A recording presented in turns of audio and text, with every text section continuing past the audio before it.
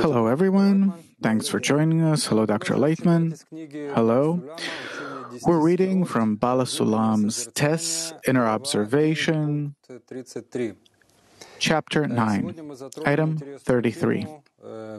Today we're going to talk about time, space, and motion. This is what Bala Sulam writes in his book, the Ari, what Ari writes in the Tree of Life. Spiritual movement means a new change of form. Again, spiritual movement means a new change of form. Then Bala Sulam commentates, we should still explain the meaning of time and movement that we come across in almost every word in this wisdom. Indeed, you shall know that spiritual movement is not like tangible movement from place to place. Rather, it refers to a new form. We denominate every new form by the title movement. What form are we talking about here? And if you could give an example, maybe. We're talking about the force which determines the entire form of the existing world. It changes all the time. And thus, the world changes. We change in this world. How does it happen? To explain it, well, it's practically impossible because what changes is the essence of existing matter in and of itself, and we're not talking about physical matter, but spiritual.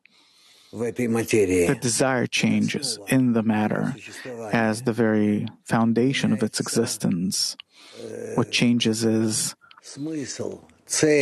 the meaning, the purpose of that matter.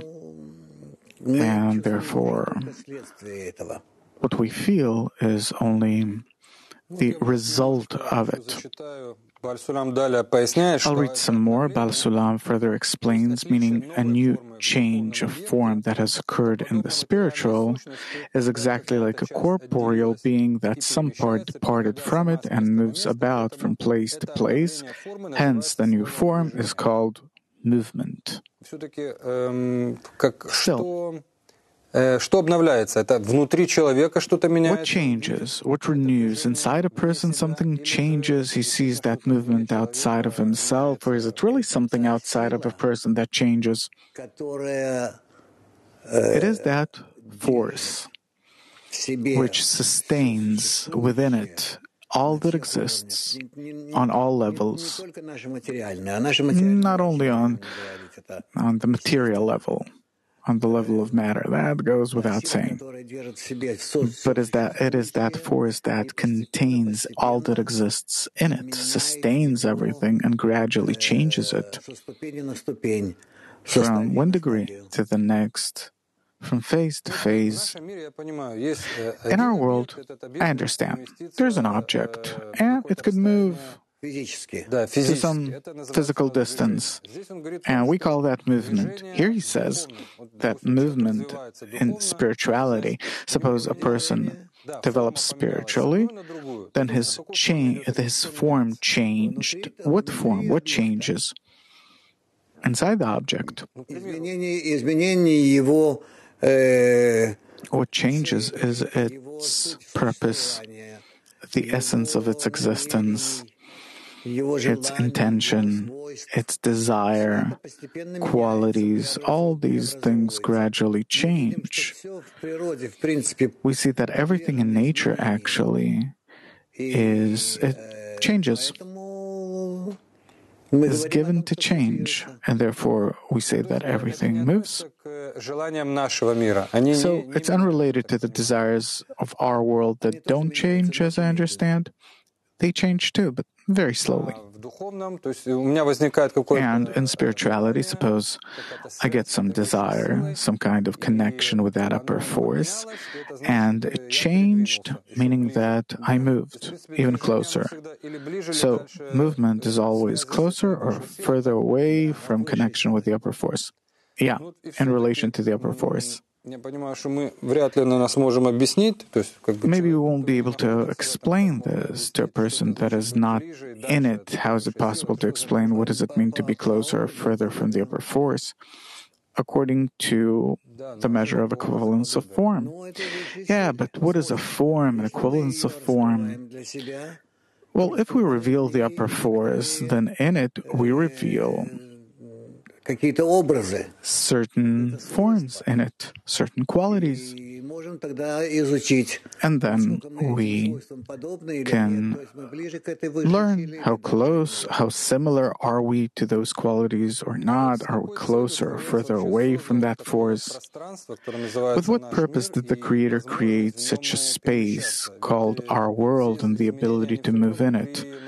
Because all changes occur inside our desire anyway, so what's the space for in which I can move from place to place? What does it give? It gives nothing. It simply seems to us so that we move.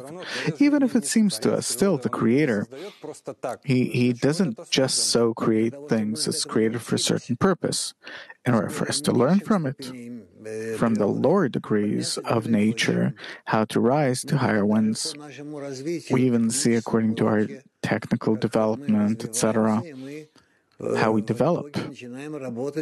And eventually we start working with higher degrees of nature, with higher qualities. But what does it mean? I was sitting in my room and I moved 20 meters to the studio. Is there like avatar, like a body? Because it's not me. Me is what lives inside.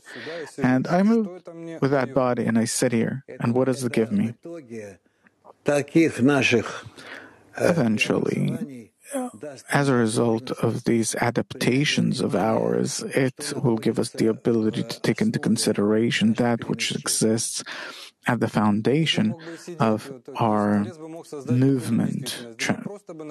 Well, the Creator could have created a reality where we're all static and all movements would have been internal. What's the externality for, even if it seems to us? How does it help me come to equivalence of form with the upper force? Meaning we live in a certain reality where there's space, motion, time. Let's talk even only about space, that we move from place to place.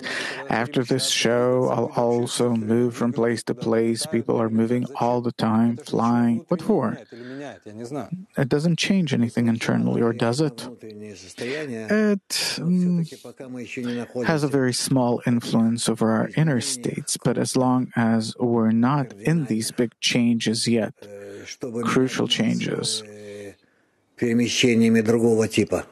that will move in a different way. There's even this saying, Meshane makom, meshane mazal. You change your place, you change your luck. By changing your place, you change your inner conditions. So maybe I only assume, but if I can't, in the meantime, like a child, I can't change internally, then at least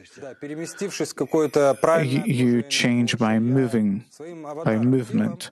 Yeah, like with my avatar, with my body, still I'm under the influence of this different environment. Right. Дальше. В книге «Древо жизни» написано... In the book Tree of Life, it says, spiritual time means a certain number of new changes of form that stem from one another. Former and later mean cause and consequence. And Bala Sulam explains, вообще, что в материальном мире это имеется в виду... In general, in the material world, what cause and consequence is, he says that our entire perception of time is only our sense of movement. The whole concept of time is only a sensation of movements. Our imagination pictures and devices a certain number of consequentive movements that it senses only by one and interprets them as a certain amount of time. Can you give an example of cause and consequence in spirituality? Of course, no problem. Look, I have a cup. I'm pushing it now. And it changes its position. The force with which I move it is the cause. The movement of the cup is the consequence. And an inner spiritual state like fear, like concealment, the same, only on a deeper level. And this is how man changes all the time and goes through different states. And this is the purpose of our existence in life, that this way we can change until we achieve a state where we will feel that we're changing ourselves, that we are changing ourselves in accordance with the purpose of creation, that we ourselves are moving toward that purpose, towards that goal. So movement is the change of form, and the sum of these different innovations is, this is life. And time, turns out that then it's cause and consequence. The number of changes, movements in a unit of time. So if I find out the reason for my fear, and then I find out, meaning that I feel the fear is already the consequence. Yes. And the cause is always the upper force. It's always from above. It exists on a more subtle degree than its consequence, and therefore we say that the cause is always the creator. A person engaged in spirituality, he consciously goes through all these states, or like in our world, a tremendous amount of states, physical processes that man goes through unconsciously. He wishes to go through it consciously because this is what his history depends on, his existence, movement. So can we say that in the spiritual there is nothing which is unconscious? Yes, meaning if I made a movement, then it is mine. It means that you became aware of it, conscious of it. Before you made a decision, and after that happens the action. And so our world, everything happens here in my stead, all the processes, physical, biological, right, because we're not aware. We're not conscious. We're not achieving a degree of consciousness. So it's like an inner uterus development. Yeah, exactly. So even on the psychological level, a person, he acknowledges very little. It's some kind of automatic program, and sometimes only appears something that he can come to think of. Yeah, usually a person doesn't know where is he, what for, how, etc. And what's the purpose of it all? That gradually these sensations accumulate and lead to that a person is unsatisfied with his life and he starts digging in its source, and this way comes closer to the Creator. Yeah, but it's millions of years. Don't worry, nature has time. Okay, we're moving to chapter 10 now, where we're talking about matter, substance. And the Ari writes, the entire substance that is attributed to the emanated being is the will to receive. Any addition in it is attributed to the emanator. So everything that we observe in this world, these are all forms of the will to receive, right? And what is there besides, or where is it? That which we're saying that in our world, everything that we see, everything that we feel, these are all forms of the will to receive. This all has to do with the emanator. Nothing relates to us at all. He says that all matter related to he says, the entire substance that is attributed to the emanated being is the will to receive. Any addition in it is attributed to the emanator. The Creator has no will to receive. He governs it. He governs it. So we're not in Him, because sometimes you say we exist in the Creator, in nature. It depends how you explain it, how you accept it. But actually, on the one hand, we are outside of the Creator, on the other hand, inside of Him. So the will to receive doesn't exist in Him, but He governs it. Yeah. And where's this desire? There is no place. Place is desire. Ну, тогда немножко, может, еще о материи. Дальше он говорит так, что желание... Okay, so a bit about matter. He says that the will to receive первую форму мы определяем именем материя. Is the emanated being. He says the will to receive is the first form of every essence. But we're talking about spiritual matter here, form, not about the still vegetative or the animate. Да, ну, я не знаю, я знаю из физики, I don't know. I know from physics that the universe in 95% is made up of dark matter, meaning that what we see today, what we study today, it's practically nothing compared to that which exists. Is there some kind of correlation between the dark matter? Maybe that's the emanator, the creator, or no. The creator, he is above all this matter. It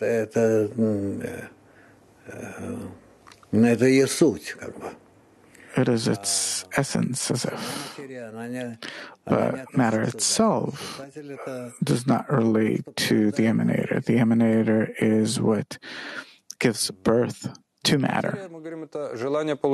But matter, we say that it is the desire to receive. Yes, the essence of matter is the desire to receive. That's how the Creator made it. And that there is no direct proof of the existence of dark matter, only indirect. Well, most of our knowledge of the universe and of nature in general is based on indirect sensations, proof, research, etc., because we are not on the level of what we're researching. The structure of matter, we're familiar with it. These are atoms. They consist of a nuclei. The nuclei consists of neutrons, protons, and electrons around it. What is the structure of spiritual matter? Can you depict it? Depict it. Well, describe it. To describe, yeah, it's desire. What does it consist of? Electrons, protons. The desire in and of itself exists. It's created by the Creator, and thus there are no further questions about what it is. It's desire, the desire in and of itself that exists in nature, and all of nature consists of that desire. And that desire is the desire only to fulfill itself. It's the desire to receive. And besides that, there's the desire to bestow, to fulfill, to emanate. And this, everything that exists consists of these two desires. Yeah, we say that the entire universe consists of matter. Dark or not dark, doesn't matter. You're saying that there's a desire. Physicists say that matter consists of atoms, molecules, nuclei. It is only the way in which we perceive, feel matter in relation to us. This is how it reveals itself. What does desire, spiritual desire, consist of? Force? The force to desire. Can we say that it consists of 10 Sefirot that divide into more and more? Yeah, the desire consists of 10 Sefirot that in their turn also divide, and another 10 and another 10. But that's the structure. 10 Sefirot is the desire. So actually what we study now, we're learning about the structure of our desire. Our desire, or it is of the entire universe, but not the physical universe. So we can say that because the particular and the general are equal, then by studying the structure of the Ten Sefirot and myself, I'll be able to understand what happens in the spiritual worlds altogether. Of course, analogically, in analogous. Okay, physicists, they talk about three types of matter. Matter, fields, and they say that there's dark matter. What types of desire and how many are there types of desire in spirituality? The desire to receive. It is what we reveal in ourselves. And we can't perceive anything beyond that. But the desire to receive also divides into thousands, but still, it's the desire to receive. Well, in our world, we see that there's matter and there is field. It's different matter. It is the manifestation of the same force, only on different levels. Same in spiritual, there's the desire and the way. Okay, so last question. From the point of view of Kabbalah, what comes first? What's primary, matter or consciousness? Consciousness, of course. Only being conscious of what? Being conscious of the matter being conscious of itself is primary. Otherwise, we can't say that something exists, or we can say that it exists to the measure of its perception of itself, attainment of itself. Okay, so again, for those studying with us, we're talking about, this was chapter 9, 10, in a reflection from the study of Ten Sefirot, written by Balasulam, and this is actually the commentary to the book written in the 16th century by the Ari. And here there's a question. Why was it important to the Ari and then Balasulam to write about such appearances like time, space, back then? Well, back then, they already started revealing these things. Newton, Leibniz, all those, they already started approaching it. Meaning, I'm saying that in relation to what? Newton and others. In relation to that, humanity has already grown to a situation where it can somehow at least intuitively understand these sources. So they actually wrote for that generation which existed and for future generations. Right, and earlier Kabbalists expressed all of this in the form of different legends, stories, because it's a completely different language. We read it now, it's like physics, and previously there was no such thing. Previously it was different, but it talked about the same. Thank you very much. Study of the Ten Sefirot. Till next time.